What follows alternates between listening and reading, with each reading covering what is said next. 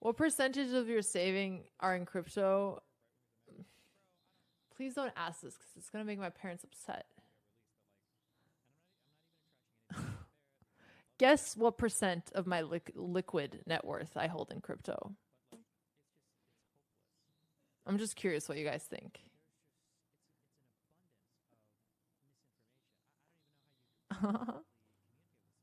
I said percent.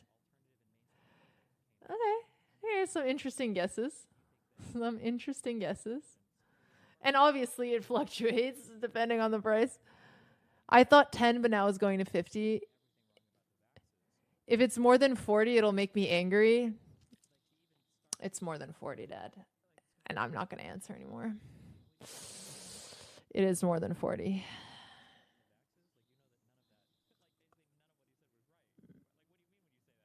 Mm-hmm. This isn't just about Botez's bank account taking a hit. It's about the wild, absurd, and deeply human saga of betting big on digital coins in a world where markets dance to the tweets of a former reality TV star turned crypto czar. Let's dive into this financial fever dream and roast the chaos like it's a marshmallow at a dumpster fire. She's got that infectious energy, the kind that makes you think she could checkmate you in life and still convince you to sub to her channel. But then out of nowhere, a viewer in chat, probably some dude named King Crypto 69, pops off with a question that's like a financial landmine. Yo, Alex, what percentage of your savings is in crypto? Cue the record scratch. Botez's face probably does that thing where it's half laugh, half panic, like she just realized she left her king exposed to a discovered check. She tries to dodge, pleading with chat not to make her parents mad, but the mob smells blood. They're spamming guesses, 10%, 20%, 50%, and Botez, with the resignation of someone who knows the internet won't let this go, drops the bomb. Over 40% of her liquid net worth is tied up in crypto. And not only that, but she's lost a chunk of it, thanks to the market chaos swirling around Donald Trump's economic policies. It's like watching a grandmaster blunder her queen, except the board is made of Bitcoin and the opponent is a guy in a red hat yelling about tariffs. Because this isn't just a Twitch clip gone viral. It's a snapshot of 2025, where the world feels like a dystopian chess game and the rules keep changing mid-match. Botez isn't some crypto newbie who YOLO'd her life savings into a Dogecoin knockoff. She's been in the game since 2016, riding the crypto roller coaster through booms, busts, and enough volatility to make a seasoned trader need a Xanax smoothie. But even she, with her strategic mind and poker face, couldn't outmaneuver the chaos unleashed by Trump's return to the White House.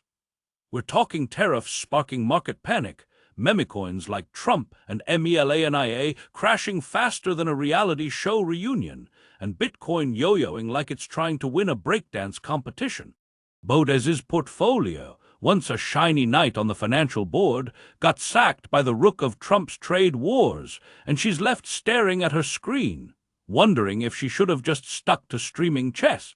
As a liberal, this is where I start cackling like a hyena at a comedy roast, because the irony is thicker than a blockchain ledger. Crypto was supposed to be the great equalizer, the decentralized dream where you could stick it to Wall Street and hodl your way to financial freedom. Instead, it's become a casino where the house always wins, and the house is apparently a Mar-a-Lago ballroom with Trump's face plastered on the slot machine. Botez, bless her heart, is out here living the crypto bro fantasy, over 40% of her liquid net worth in digital coins. But the market's like, sorry Alex, your Bitcoin's been checkmated by a 10% tariff on Chinese imports. It's absurd, it's tragic, and it's the kind of financial plot twist that makes you want to scream into a pillow while shorting the entire economy. Because this isn't just about Botez's crypto losses. It's about the wild, unhinged world we're all navigating, where markets are more volatile than a reality TV star's Twitter feed and regular folks like Botez are caught in the crossfire. Trump's economic policies in 2025 are like throwing a Molotov cocktail into a fireworks factory. Tariffs on everything from electronics to avocados. Check. Threats to fire the Federal Reserve chair like he's a contestant on The Apprentice. Double check. A strategic national Bitcoin reserve that sounds cool until it flops harder than a memecoin named after Melania's memoir. Oh, you betcha. The result is a market that's less a rational system and more a Ouija board controlled by crypto bros, hedge fund sharks, and a guy who thinks COVFEF is a policy proposal. Botez's 40% crypto bet was bold, strategic, maybe even a little genius back in 2016. But now it's like she's playing chess against a computer that's been programmed to flip the board every 3 moves. And here's where the comedy gets dark, because Botez isn't just any streamer. She's a role model, a chess prodigy, a woman who's carved out a space in the male-dominated worlds of gaming and finance. Her fans love her for her brains, her hustle, and her ability to laugh off a bad move, whether it's on the chessboard or in her portfolio. But when she admits on stream that she's lost a chunk of her crypto wealth, you can feel the collective wince in the chat. It's not just about the money, it's about the dream. Crypto was supposed to be the future, the escape hatch from a rigged system where the rich get richer and the rest of us are stuck paying $8 for a latte. Instead, Botez is out here confessing to a kind of financial Stockholm syndrome, saying she's used to the losses after years of market swings.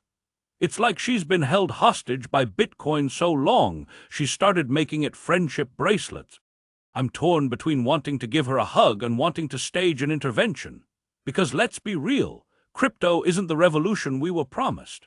It's a speculative bubble wrapped in techno jargon, a get-rich-quick scheme that's left plenty of people, like Botez, holding the bag when the music stops. And the Trump chaos, it's just the latest verse in this capitalist karaoke nightmare. Tariffs are jacking up prices, spooking investors, and sending Bitcoin into a tailspin, all while Trump's cronies are out here launching memecoins like they're selling knockoff Gucci bags on a street corner. Botez's losses aren't just a personal L.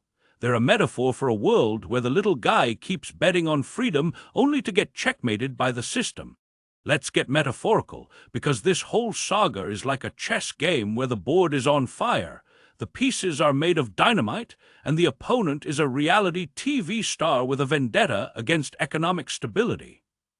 Botez is the knight, leaping boldly into the crypto fray, thinking she can outmaneuver the pawns of market volatility. But Trump's tariffs are the rook, sliding in from nowhere to knock her off the board, while his memecoin shenanigans are the bishop, sniping from the sidelines with all the precision of a drunk dart player. The result is a financial bloodbath, with Botez's portfolio taking hits like it's a piñata at a crypto bro's birthday party. And yet she's still streaming, still smiling, still bantering with her chat like she didn't just lose a chunk of her net worth to a market that's more unhinged than a Reddit thread about GameStop. The Twitch clip itself is pure comedy gold, because you can hear the mix of defiance and dread in Botez's voice as she navigates the crypto question. Her dad's in the chat, username Papa Botez, because of course it is, threatening to ground her if her crypto stake is over 40%. It's like a sitcom where the stakes are real money and the laugh track is the sound of Bitcoin crashing. Botez tries to play it cool, asking her audience to guess the percentage, but you can tell she knows this is going viral. And when she finally admits it's more than 40%, you can almost hear her parents in the background, clutching their pearls and Googling how to stage a financial intervention. It's relatable, it's heartbreaking, and it's the kind of moment that makes you want to both applaud her honesty and wrap her in bubble wrap. But let's talk about the Trump factor, because this isn't just a crypto crash, it's a Trump-fueled crypto crash, and that's a whole different level of absurdity.